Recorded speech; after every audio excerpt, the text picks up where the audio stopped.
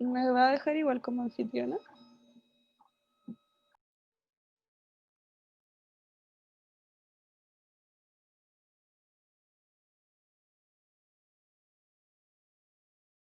Listo. Listo, listo.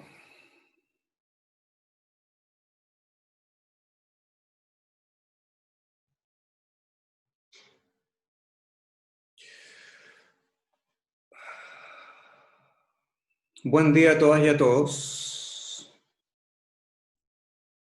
Hola, profe. Hola, Buenos Sofía. días. Hola, buen día. Les agradecería que antes de comenzar la clase, por favor, activen su micrófono y prendan sus cámaras.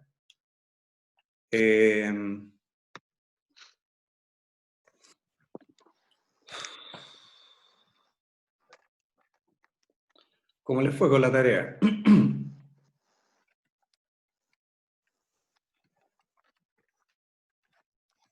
¿Aló? Bien. ¿Tuvieron algunos problemas con la tarea?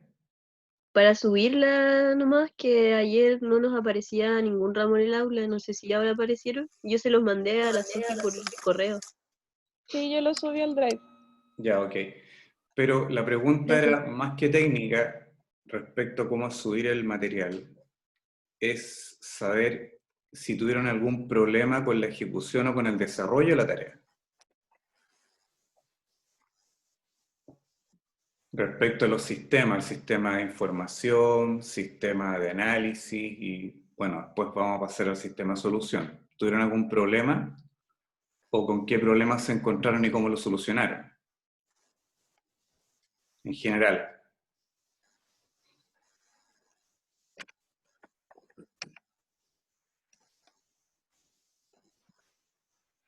¿Ninguno?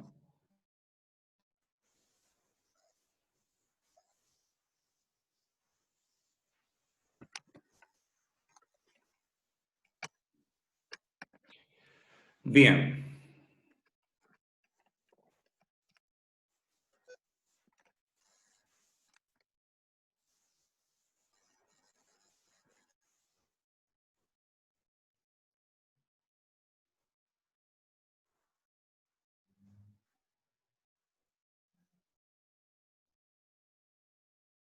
Ok. Bien, chicos. Para comenzar la clase de hoy, y en vista de que todos no han tenido problemas con la tarea que se les entregó, se les solicitó, hay un material el cual les voy a pasar ahora para que tengan una orientación respecto de la fase siguiente de la misma tarea, que corresponde a lo que es el sistema de solución. ¿Eso qué significa? Significa que ustedes, con los antecedentes que manejan o con los antecedentes que presentaron respecto del ejercicio que se les solicitó, tienen que desarrollar una solución. Primero gráfica y después física.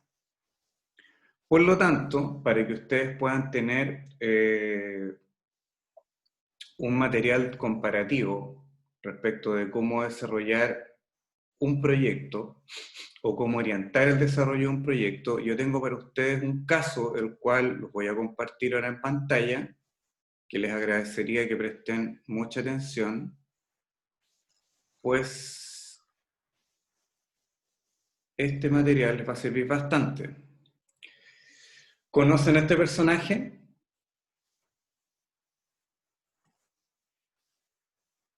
¿Aló, están ahí? Por la mano. No, yo no. Tampoco. Ya. El señor Richard Sapper, desgraciadamente falleció en 2015, él fue el personaje que desarrolló este producto, la lámpara Ticio. ¿Conocen esta lámpara? ¿O la han visto alguna vez? Me parece que sí. Ya. ¿Quién dijo eso? Yo, Cristóbal. Señor Peña, ¿esta lámpara que usted ha visto alguna vez, la había estudiado, tiene alguna en su casa, la había visto en imágenes o la vio presencialmente? La he visto en tiendas, por lo general. Ya. como en Rivero o cosas así. Esta lámpara, antes de comenzar a hablar de ella y la importancia que tiene desde el punto de vista del ejercicio que ustedes van a desarrollar,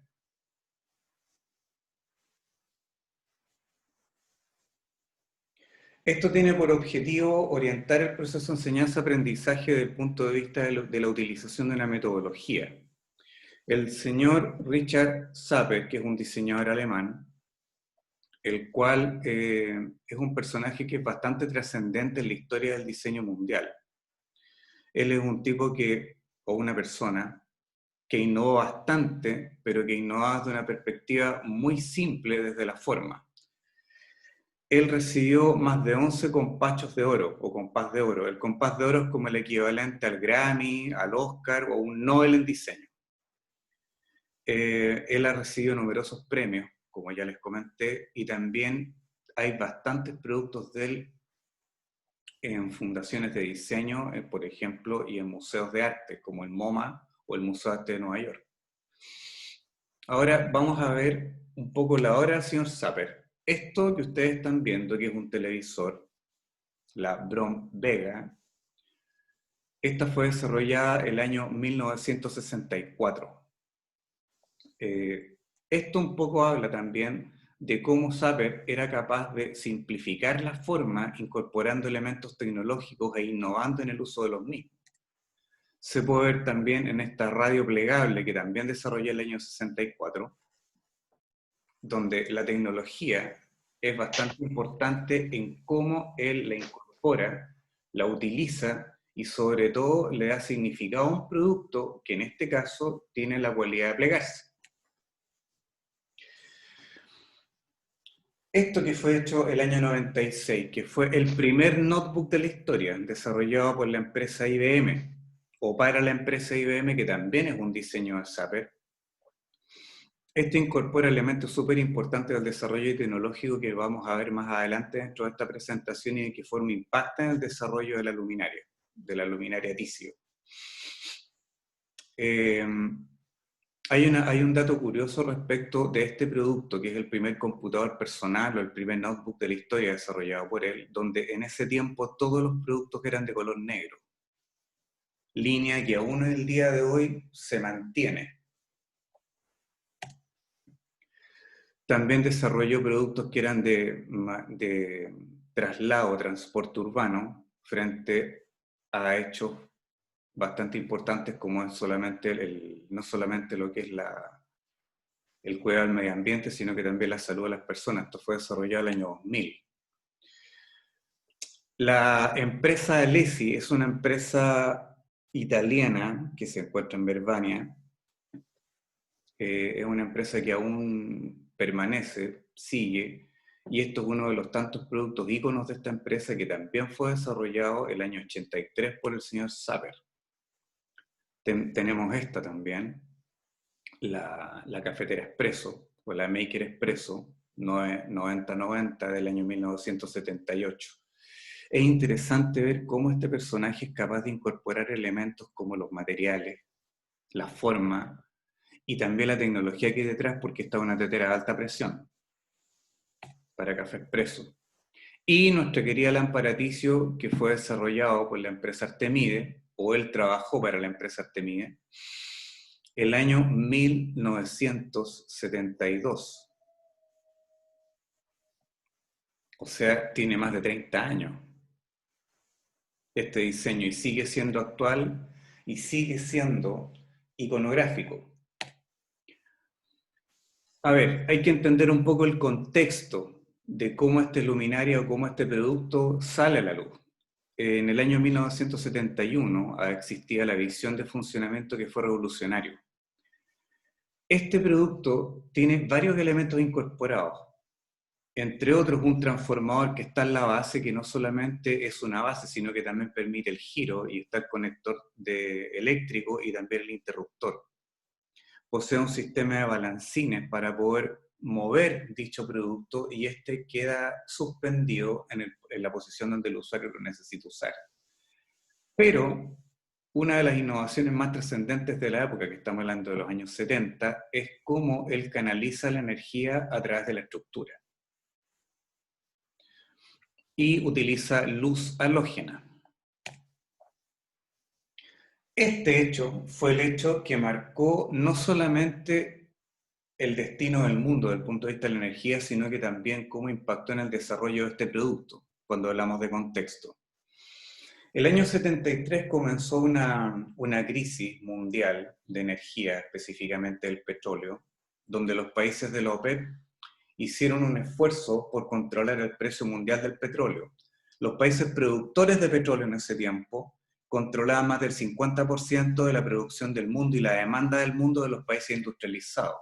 Estados Unidos, mejor dicho América y América Latina también, Europa y Japón. Pero este hecho, la guerra del Yom Kippur, fue lo que inició la crisis, porque todos los países de la OPEP, donde estaba Egipto, donde estaba Siria, donde estaba Túnez también, hicieron restricciones de exportación de petróleo a todos aquellos países que apoyaron a Israel en esta guerra. Y ahí fue cuando Estados Unidos y Europa, sobre todo, quedaron sin suministro de combustible, y eso trajo una serie de consecuencias: crisis económica, hubo hambruna, hubo pobreza, empresas quebraron muchísimo, hubo un alzamiento de precios, hubo inflación de precios, después hubo deflación de precios porque tuvieron que comenzar a producir más petróleo otros países y esa demanda nunca fue abastecida. Y después la gente no podía comprar petróleo porque no había dinero. Fue un hecho bastante trascendente en lo que es la historia económica, social y política del mundo.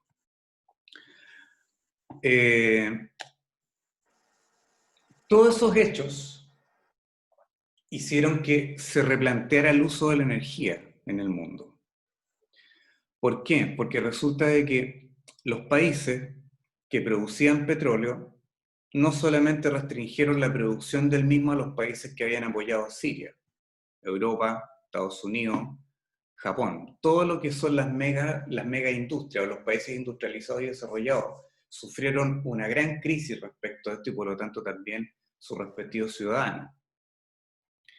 Desde esa perspectiva, lo que se tuvo que hacer fue utilizar mucha inversión en lo que es desarrollo tecnológico. Desarrollo tecnológico no solamente para poder ahorrar energía en el consumo, sino que también para detectar yacimientos y poder abastecer al mundo frente a la demanda que permanentemente crecía, sobre todo Estados Unidos, donde se dieron cuenta de que todo el petróleo que ellos podían producir no era capaz ni siquiera de abastecer el 25% de la demanda. Y eso significó ¿qué cosa? Comprar petróleo en otros países.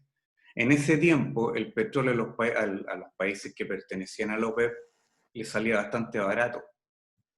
Cada barril se compraba a $2,5 y lo subieron 4 veces, y eso fue lo que inició la crisis.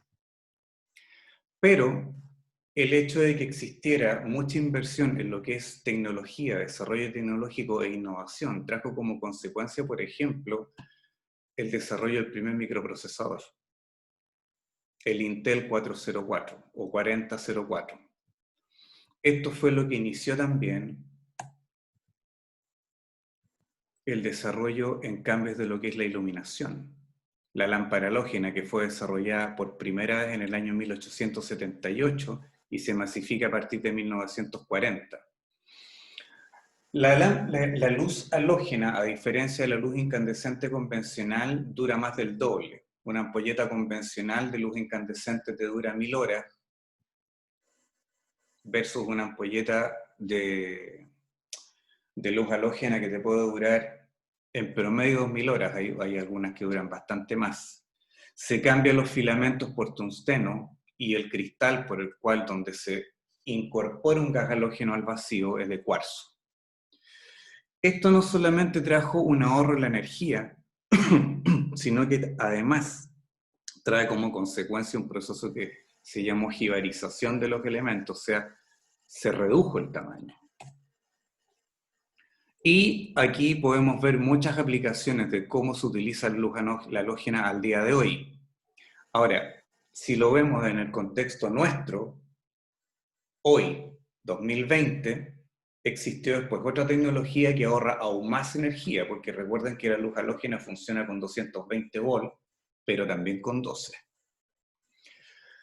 Frente a la gran crisis energética, que hasta el día de hoy la tenemos porque resulta de que los gases, el petróleo, como reserva de energía constantemente se está acabando. Recuerden también de que las grandes guerras que han habido, por ejemplo la guerra del Golfo, era por el control de donde estaban los mayores yacimientos.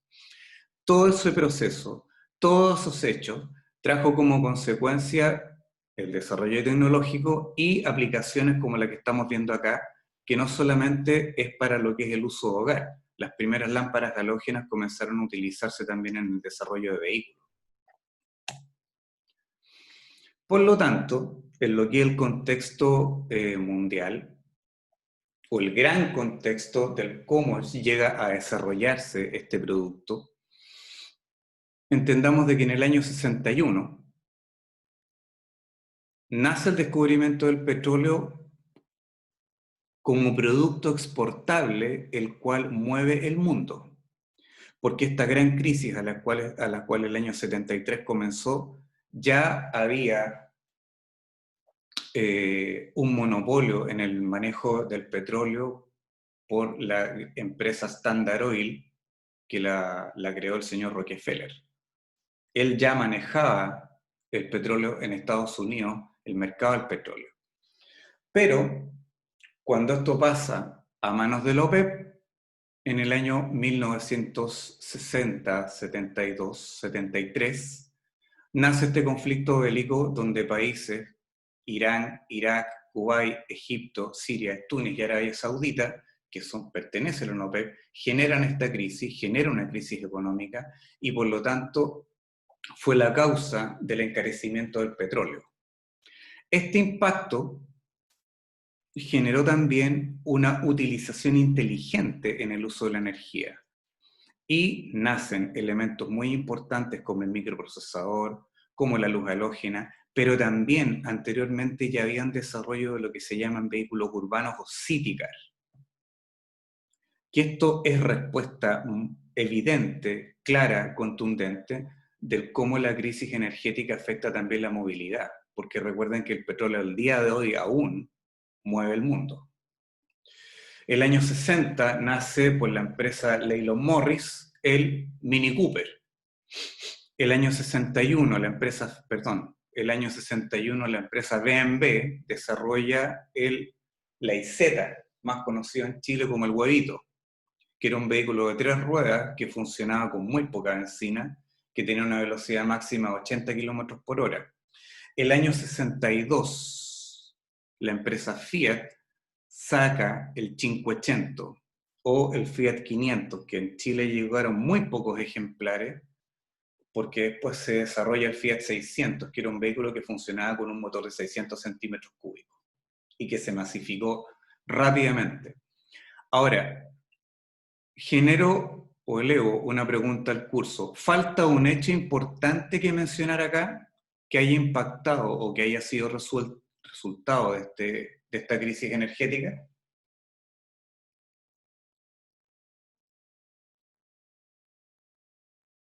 ¿Están ahí?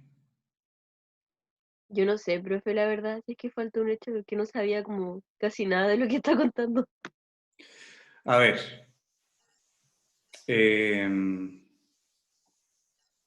Gracias por la aclaración. Pero alguno de ustedes, de los que están presentes hoy día en clase, ¿podría visualizar algún hecho que sea importante incorporar en este estudio o en este ejemplo?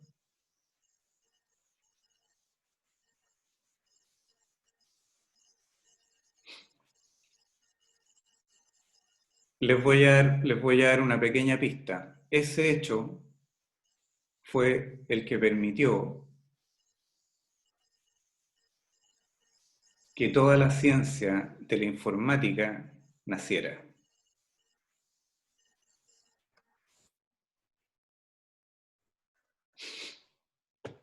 Se los voy a dejar como tarea, ya que el que tenga los antecedentes y haga una exposición contundente de cuál es el hecho y cómo lo justifique, cómo lo fundamenta, le pongo un 100. Es un hecho trascendente. Profe, ¿Sí, señor ¿no fue Peña? Apple? ¿No fue Apple? ¿O Microsoft? ¿Por qué? No sé, se me ocurrió como por el año más que nada y como que fue algo importante en esa época, creo. A ver, señor Peña, ¿usted sabe quién fue la persona que creó la primera computadora? ¿No? No fue Steve Jobs, ni tampoco fue... Profe, Max Gallardo dice el lanzamiento del computador personal, el IBM fue el primero, ¿no? Y Alan Turing. Exactamente. Alan Turing fue la persona que creó la computación. Y él desarrolló la primera computadora que tenía el tamaño de una pieza para poder descifrar las claves de los alemanes en la... Me parece que fue la Primera Guerra, no, en la Primera Guerra Mundial fue. Y el código se llamaba código Enigma. Y era indescifrable. ¿Y por qué se llamaba código Enigma? Porque la máquina que permitía descifrar el código, que la tenían obviamente los alemanes, porque era un sistema de coordenadas desarrollado por los alemanes, la máquina se llamaba Enigma. Y era tremendamente complejo descifrar ese código. Y el señor Turing fue el que logró descifrarlo al desarrollar la primera computadora. Eso fue lo que inició, en realidad, todo el desarrollo de la informática y de la ingeniería computacional en el mundo, que también permitió que aparecieran empresas como Apple, como Microsoft. Pero hay otro hecho que fue el que potenció justamente el desarrollo tecnológico en lo que es la informática. Que eso se lo voy a dejar como tarea y vamos a continuar.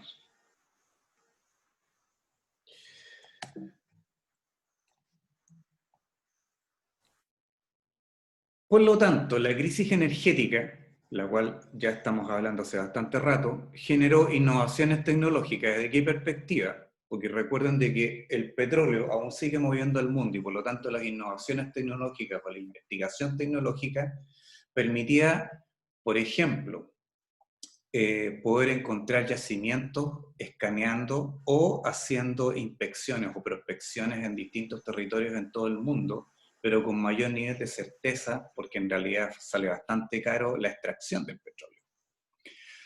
También hubo un cambio en la utilización de los recursos. ¿Eso qué quiere decir? Que la energía, como escasea, como un recurso que desgraciadamente no es renovable, la energía de combustible fósil no es renovable,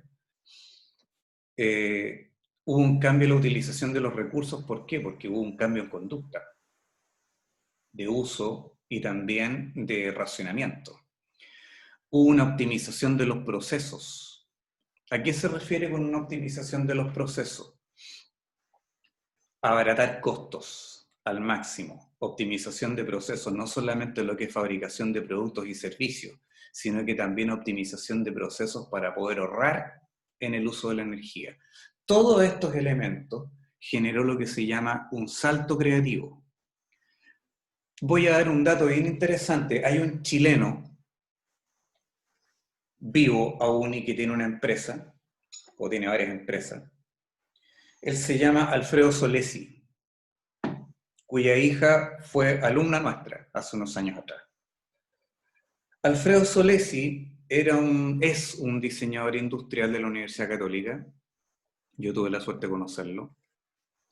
Él tiene una empresa que se llama, está en el Salto, en el sector, en el Parque Industrial del Salto, una empresa de tecnología, pero él hizo fortuna desarrollando un producto sumamente innovador, que era una sonda que funcionaba con ultrasonido. Y gracias a eso, él logró hacer riqueza o generar recursos para poder comenzar a armar su empresa y dedicarse a lo que es actualmente el desarrollo e innovación en tecnología. Lo que sucede es que cuando se explota un yacimiento de petróleo, y escuchen bien la cifra que les voy a dar, solamente el 20% se puede usar. Porque resulta de que el petróleo no viene completamente licuado. El 20% está licuado y por lo tanto el 80 o el 70% restante está como una nata que es imposible sacarlo. Es tan denso que no se puede extraer, no se puede chupar. Las máquinas no tienen la capacidad para poder extraer ese crudo.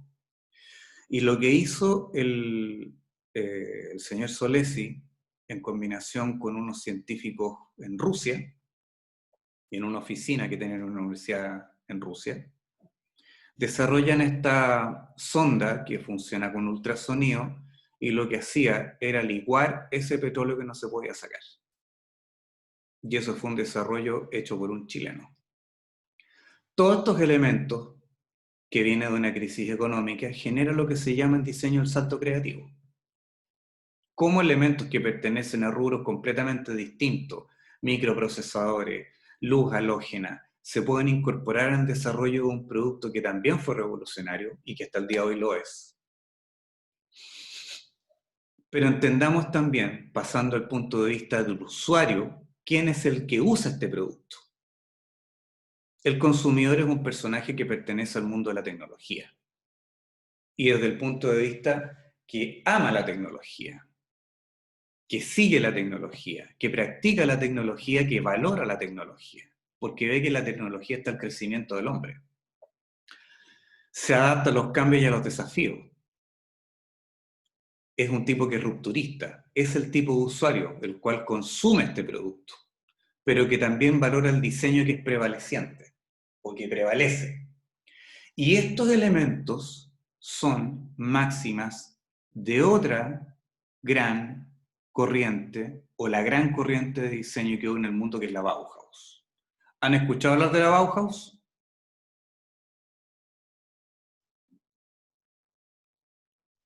Se No, fueron profe, todos, yo se no. quedaron dormidos. ¿Aló? Yo no, al menos, profe. No, yo tampoco. Ya. Ya voy a hablar de la Bauhaus. ¿Cuáles son los conflictos que pudo solucionar este producto desde el punto de vista de la metodología proyectual IDP, la cual ustedes están usando? Por ejemplo, mejora la atmósfera de estudio. ¿Por qué este producto cambia la forma de trabajar? Sí, la cambia. Porque ya no trabajo con una luz espectral, trabajo con una luz focalizada.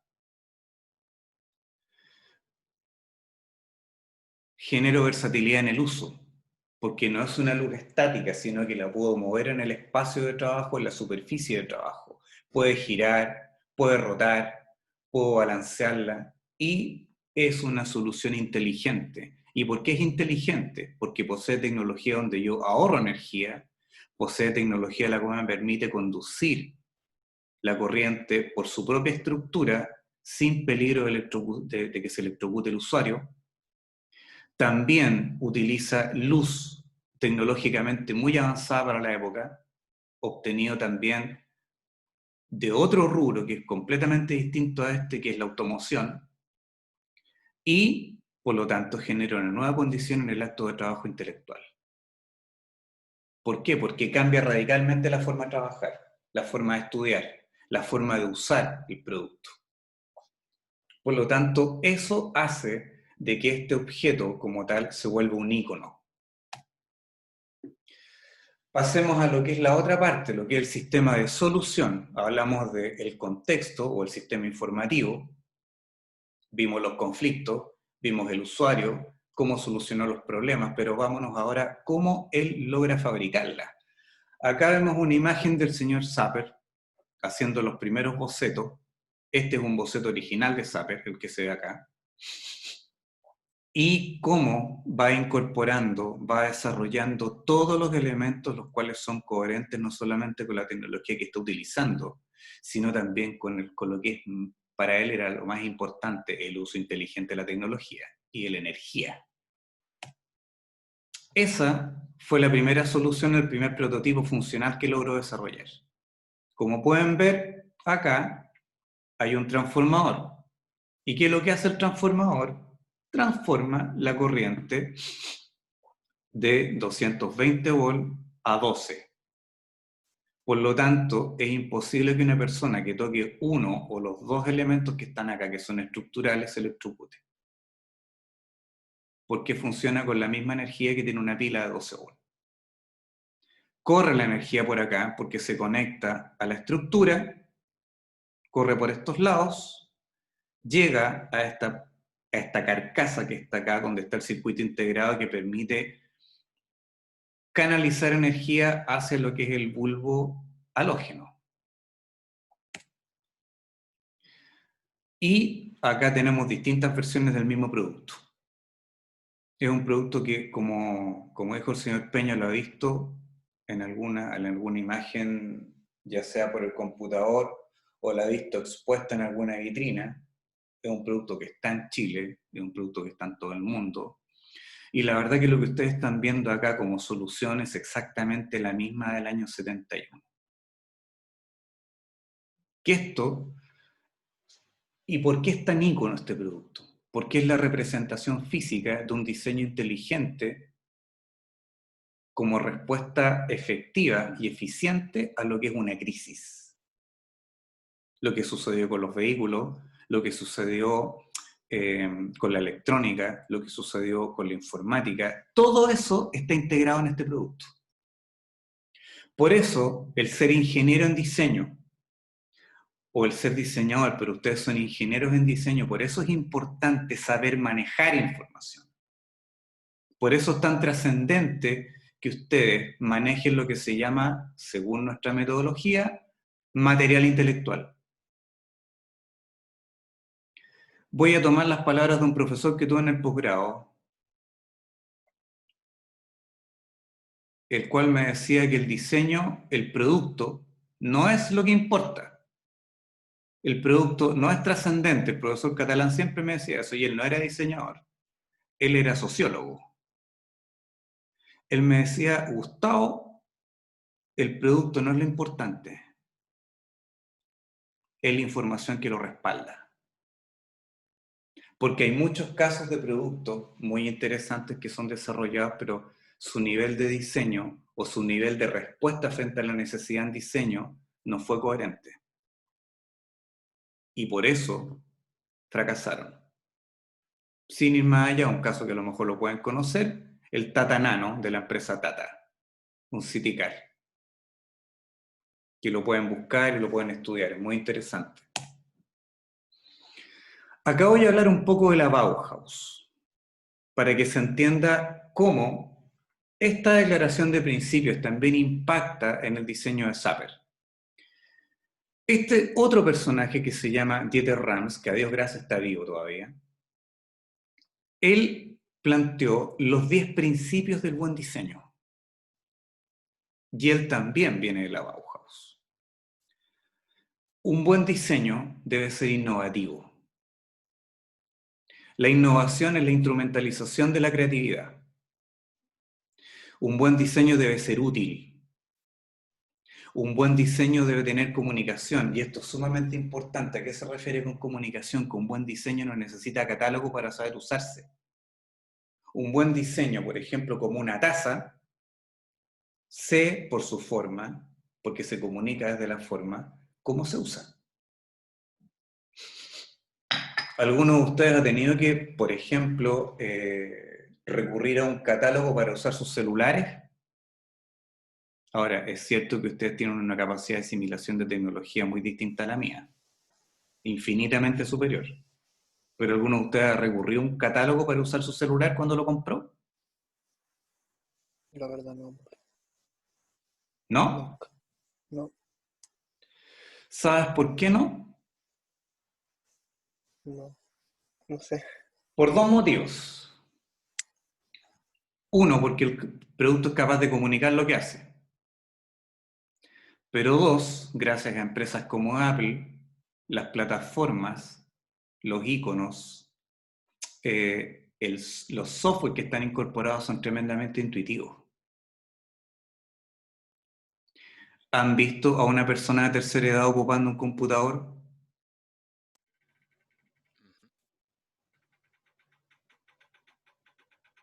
¿Lo han visto o no lo han visto? Sí. Sí. ¿Por qué lo pueden usar?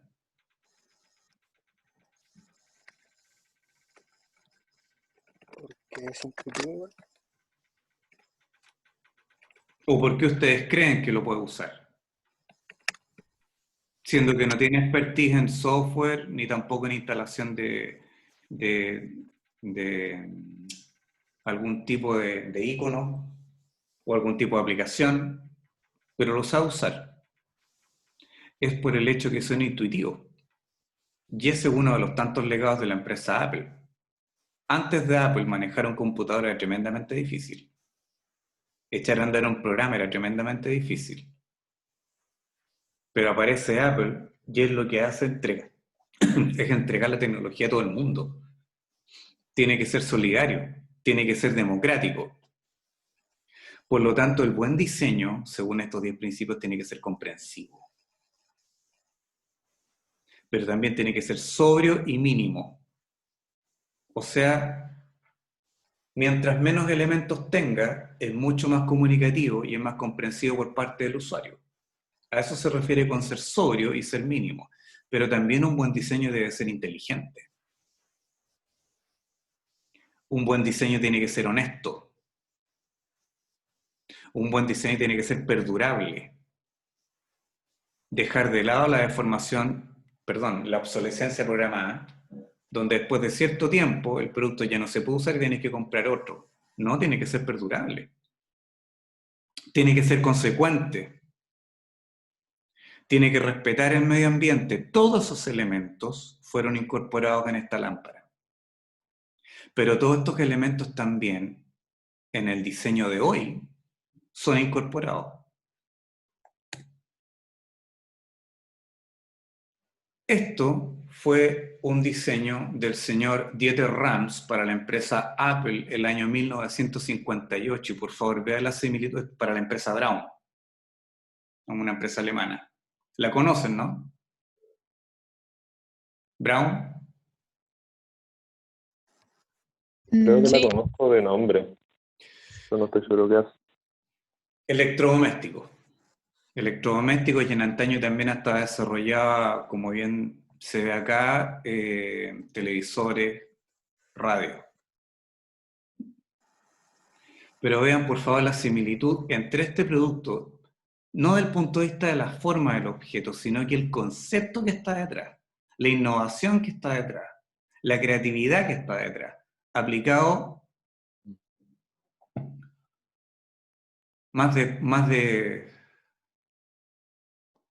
48 años después, aparece esto de la empresa Apple, que tampoco es una empresa alemana, es una empresa norteamericana, versus esta empresa que es alemana, y la similitud y el desarrollo es prácticamente el mismo.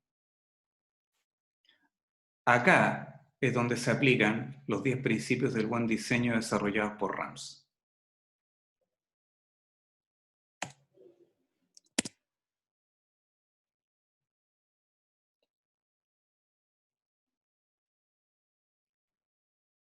¿Alguna pregunta? ¿Alguna duda? ¿Alguna crítica? ¿Algún descargo que hacer? ¿Algo que no les haya parecido bien? ¿O algo que no hayan entendido en esta exposición? Por lo menos por mi parte fue súper interesante. ¿Qué es lo que le pareció interesante, señorita Vicencio? Como una seguidilla de hechos llevaban a avanzar en ciertos temas. ¿Ya? Como crisis te llevan a buscar algo más para superarla. Qué buena observación que hace usted, porque todos los entendidos. Ya voy a contestar esa pregunta. Toda crisis abre una oportunidad. Absolutamente toda crisis abre una oportunidad. Hoy en día tenemos una crisis mundial, sanitaria, económica, social y también política, la cual va a abrir muchos escenarios de oportunidad. Como por ejemplo, no sé si se han dado cuenta, todo lo que está sucediendo con el suministro de insumos básicos en sus casas. Lo que está sucediendo con los bancos, cómo están cambiando la forma de poder transferir dinero de manera segura para que usted pueda comprar online de manera segura y rápida. Lo que está sucediendo, por ejemplo, con el transporte. Lo que está sucediendo con la sanidad urbana, en el sentido de cómo yo puedo evitar de que los contagios se proliferen y qué puedo diseñar como producto para poder resguardar la salud humana. Y eso no es algo que va a pasar, es algo que se va a mantener y va a quedar por muchos años. No solamente cuando aparezca una vacuna, se supone que la vacuna ya apareció, pero esa vacuna no sirve. Tengo la suerte de conocer al experto, yo no, un amigo conoce al experto mundial en el que está trabajando en Suecia, en lo que es el desarrollo de la vacuna. Y el problema de la vacuna, que hoy salió al mercado, pero que no es muy efectiva, es la creación de anticuerpos. Por lo tanto, antes de que salga un producto que realmente pueda erradicar esta pandemia, va a pasar mucho tiempo. Fíjense cómo ha cambiado la forma de educar. Cómo ha cambiado también la manera en que ustedes distribuyen su tiempo, la forma en que estudian, la forma en que se comunican, la forma en que construyen relaciones. Todo cambió. Cuando volvamos al mundo presencial, va a ser muy distinto al que conocemos. Y una cosa sumamente importante, señorita Vicencio, es que este ejemplo que yo acabo de dar es como una crisis, frente a una crisis, usted como pensadora y todos ustedes como pensadores son capaces de generar respuestas.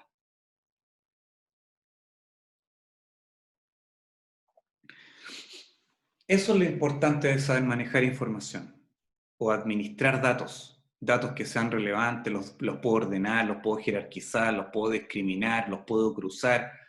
Ahora, yo creo que muchos de ustedes posiblemente se hizo una pregunta que no me la han querido comunicar, pero yo sé que se la han hecho, que por qué yo no presenté esto en la primera clase, para la tarea. ¿O no?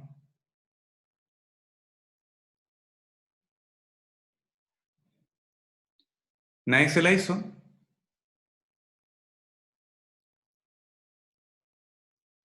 Bueno, para aquellos que sí se la hicieron, o por lo menos pasó por su cabeza, es porque resulta de que ustedes están siendo formados en un sistema de enseñanza que es constructivista. ¿Eso qué quiere decir? Que el alumno construye el saber a partir del hacer. No es conductismo como lo que actualmente es la formación escolar, donde hay una persona que conduce un proceso de enseñanza-aprendizaje y por lo tanto usted replica. Pero eso no garantiza que usted aprendió. Garantiza que solamente retuvo información. En cambio, cuando usted construye algo, y por eso se llama constructivismo, usted aprende haciendo. Por lo tanto, desde esa perspectiva, entregarles un material de estudio para que ustedes desarrollen una tarea, y es evidente que se deben haber encontrado con algún problema o con algo que no les permitió llegar a un resultado a lo mejor más profundo o más óptimo,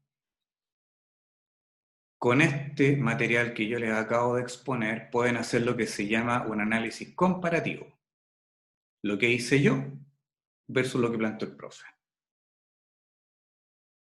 Y con eso ustedes van a aprender mucho más, porque si no habrían copiado lo que yo hice. Y en la copia no está el aprendizaje. El aprendizaje está en la reflexión de un proceso.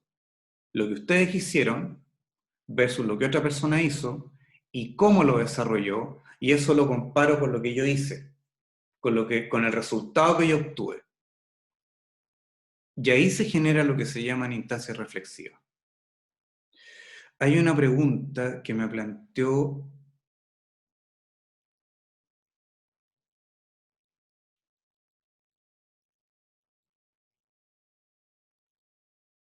el señor Maximiliano Gallardo.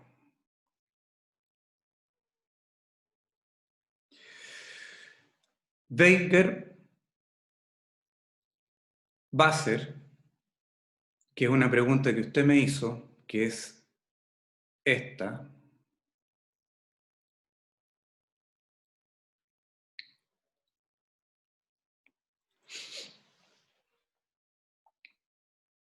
Esto está ligado justamente a la máxima de la Bauhaus, que tiene que ver con el buen diseño. De hecho, los alemanes tienen una máxima que es muy importante, la cual les permite no solamente desarrollar, sino que proponerse objetivos, que es algo así como la fuerza está en la técnica. No podría decirlo en alemán porque no hablo alemán, y a lo mejor el alemán que podría pronunciar es muy mal pronunciado. Pero la fuerza está en la técnica. ¿Eso qué quiere decir? Que ustedes, cuando son capaces de manejar una técnica a cabalidad, manejar un proceso, internalizar un conocimiento, obtienen una fuerza emotiva y una fuerza técnica, la cual les permite obtener un resultado y obtener un logro sobre un objetivo planteado.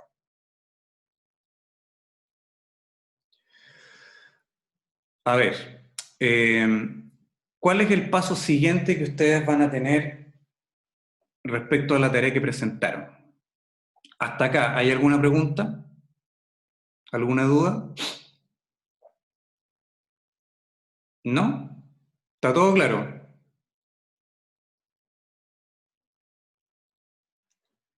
Exactamente, señor Gallardo. Significa en alemán menos es mejor. Exacto.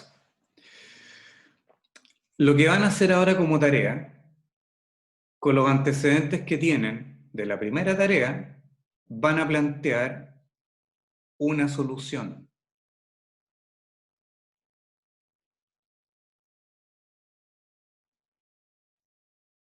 Perdón.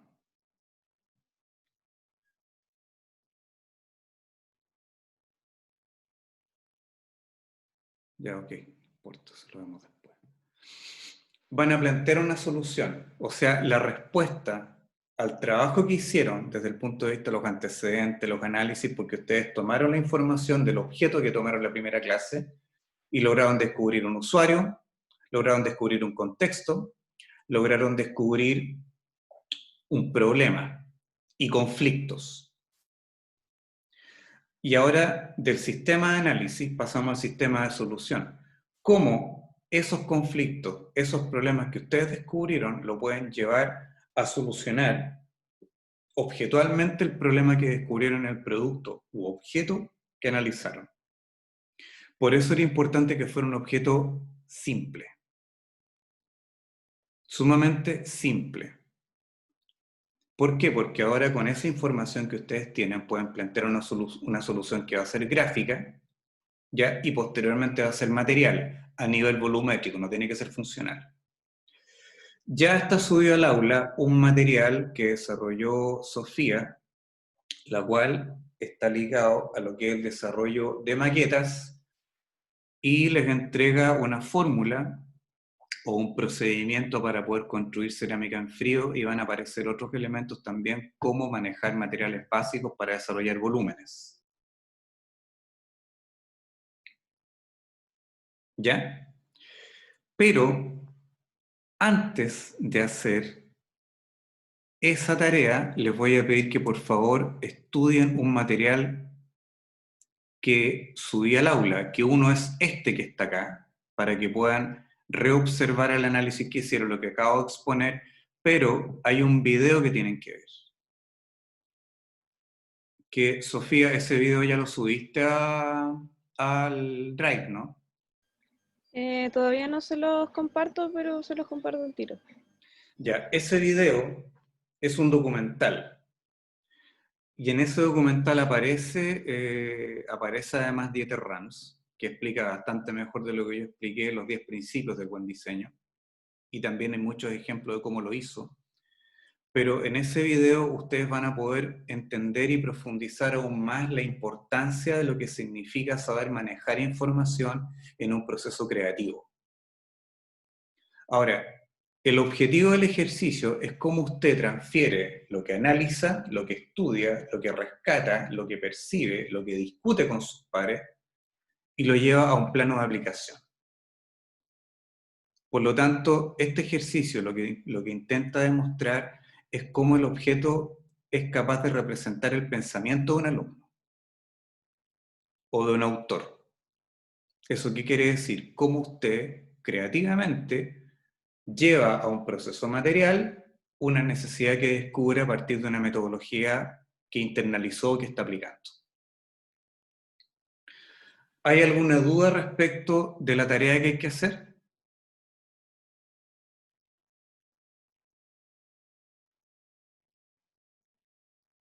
¿No hay dudas?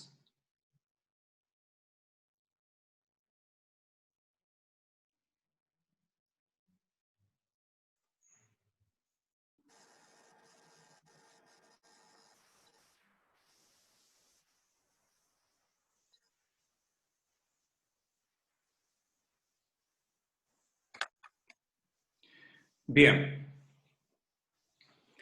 Entonces, chicos, alumnas y alumnos, les dejo el material para que ustedes puedan trabajar y la próxima clase del próximo lunes van a hacer un desarrollo primariamente gráfico de la idea. Los grupos se van a reunir, van a tomar la información que tienen de la primera tarea, van a discutir posibles soluciones y las van a desarrollar gráficamente, por lo tanto pueden todos utilizar los conocimientos que ya tienen de la asignatura de gráfica de productos. Es solamente un desarrollo gráfico, pero ese desarrollo gráfico tiene que estar avalado por un fundamento. ¿Por qué plantean esa solución? Respecto del original, ¿cuáles fueron las modificaciones que hicieron y por qué? ¿Y en qué se basan para hacerlo? Hasta ahí vamos a llegar con esa tarea, que sería presentar el próximo lunes. ¿Hay dudas al respecto?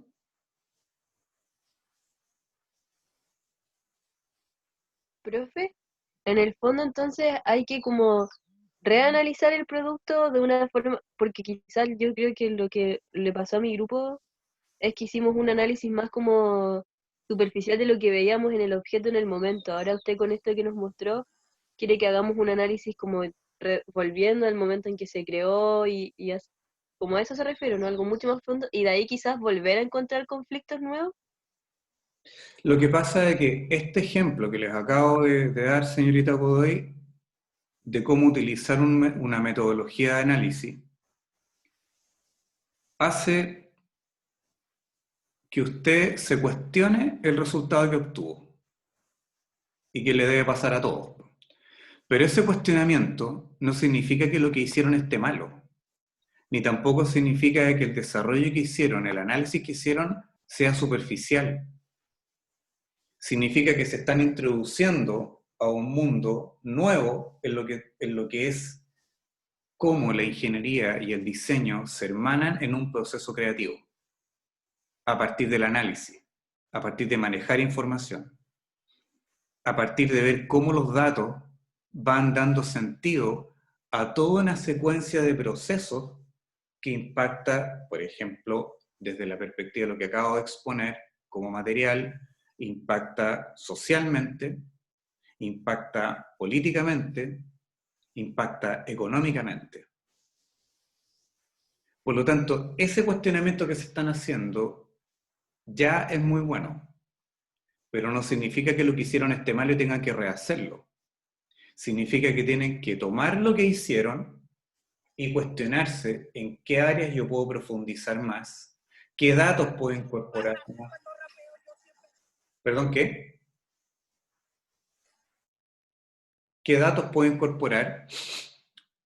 No para cambiar el diseño, ni tampoco para cambiar el estudio que hice y rehacer todo, porque lo que hice está malo. No, significa que yo voy a entregar información complementaria que va a reforzar tu idea, o derechamente la podría cambiar. ¿Por qué? Porque tengo una visión. El hecho de poder utilizar información reflexionar y cuestionarme, a lo mejor cambia tu visión, si estamos viendo el caso de una taza, del por qué tomo así, o del por qué se usa así.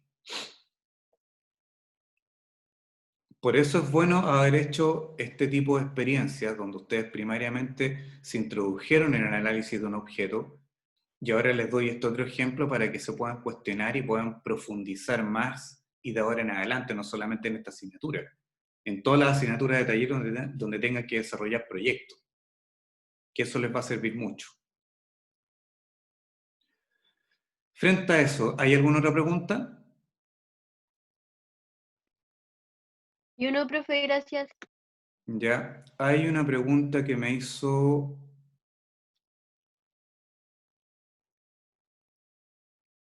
Oscar. No puedo estar en la primera clase debido a que no me inscribí el ramo, más tarde. Ya. Sofía, ¿el señor Espinosa está incorporado en algún grupo? No, de hecho, José Rosas y Óscar Espinosa no estaban en la lista de la primera clase. Eso mismo le iba a preguntar. Ya, va a haber que incorporarlo en algún grupo. Va a haber que dejarlo incorporados ahora porque si no les va a ir mal en la primera etapa o en la primera fase, que sería lo que es todo lo que es la metodología proyectual. Así que hay que dejarlo incorporados ahora. Ya, José Rosas podría quedar en el grupo 1 y Óscar Espinosa en el grupo 2, porque el Ya. grupo 3 ya tiene 5 integrantes. Ya, ok. A ver, ¿hay alguna otra pregunta? ¿No? Profe, a mí me quedó una duda, pero con respecto a la clase siguiente, si tenemos que traer todo el material gráfico ya hecho o lo vamos a Sí. desarrollar acá y solo tenemos que traer información. Tienen que traer el material hecho, ¿ya? Todo lo que ustedes desarrollaron. Y con ese material, primero hacer una presentación del desarrollo que hicieron y por qué llegaron a ese resultado. Les voy a pedir que lo hagan en formato PowerPoint, ¿ya? Y que cada grupo exponga en 2 minutos, sintéticamente, todo lo que hicieron. Y cuáles fueron los resultados a los que llegaron. Y también les voy a pedir que de todos los desarrollos que hicieron, como solución, seleccionar los 3 mejores o los 4 mejores. ¿Y por qué?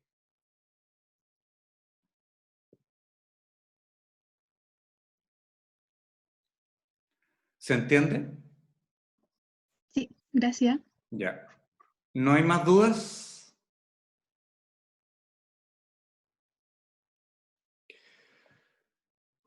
Bien, chicos. Ha sido un gusto poder haber tenido esta clase con ustedes el día de hoy. Y ante cualquier duda se pueden comunicar ya sea con Sofía o quien habla a los correos que ya están, que ya todos ustedes tienen. Y ante cualquier duda nos podemos comunicar ya sea por mail o agendamos una reunión Zoom para poder ver el avance que ustedes tienen en cada una de las tareas de los grupos y disipar dudas para que puedan continuar con su desarrollo. Así que chicos, los dejo en libertad de actividades. Que tengan buen día. Nos estaremos viendo la próxima semana. Gracias, profe. De Ya, nada. profe, que esté bien. Muchas gracias. Chao, profe, muchas gracias. Cuídese. Chao, chiquillos. Que Chao. estén bien. Chao. Que estén Gracias. bien. Chao, gracias. Besitos.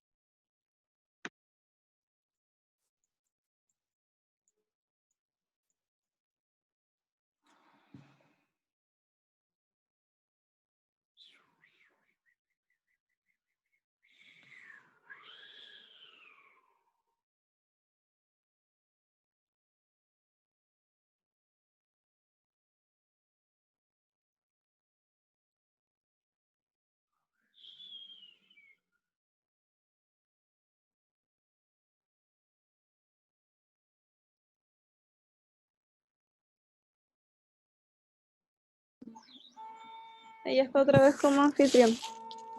Ya, gracias.